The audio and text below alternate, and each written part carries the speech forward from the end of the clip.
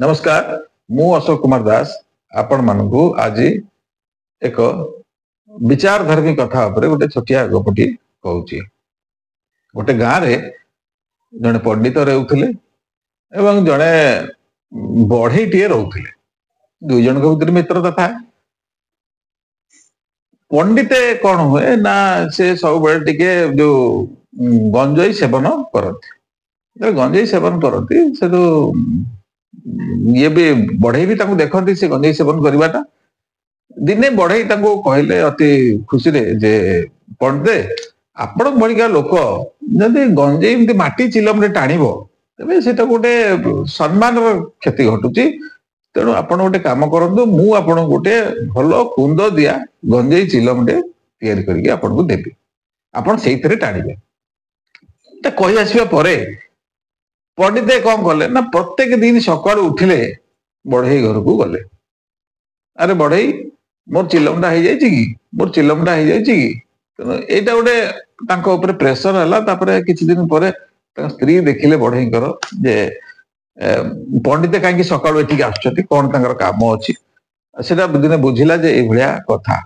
सेतळु बढ़ई पूरा पितस्पुर हो गेलानी जे तांकर जो प्रेशरटा होउछि से तो तांको स्त्री तो बहुत चालाक।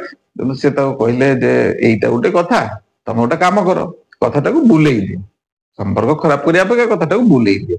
कथाटा केमि बुला जिवो सेटो बढ़ई कि तांको स्त्री बुझे देले बाटटा कोन। सेटो दिने ब्राह्मण आस्तांते पंडित आस्तांते तांको घर को।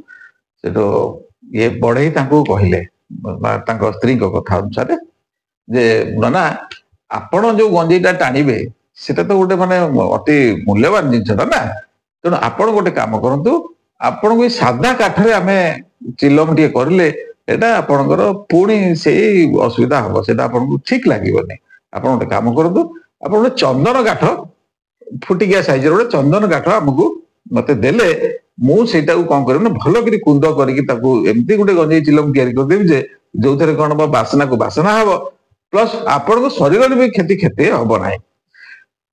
पंडित को मन कथाटे पाइला पाइला पर कौन पंडित से गले गला से बढ़ई जिते बढ़ई घर को आउ सी फेरले ना। किसी दिन पर बढ़ई देखा हेले जे आ पंडित देले काठटा मुयारी कर मोर चिलमटा आपण से पंडित कहले हौ दौची हौ दौची हौ दौची कहीकि कौन कला पंडित दूरेले। ये कहबार कथा होची जेतेबेले आम लोकंको उपरे कौनसी आपण गोटे सहयोग करने जदि कही दउचंती से आपण को कौन करिवे ना राति दिन सुई देबे ना। तेणु जेतेबेले स्थान काल पात्र देखिकरी हमको कथा कहबार अछि आ व्यवस्था करिवार अछि। नमस्कार आपण जदि भलो लागे वीडियोटी आपण लाइक शेयर और फॉलो करिया पे भूलिबे नहीं। जय जगन्नाथ।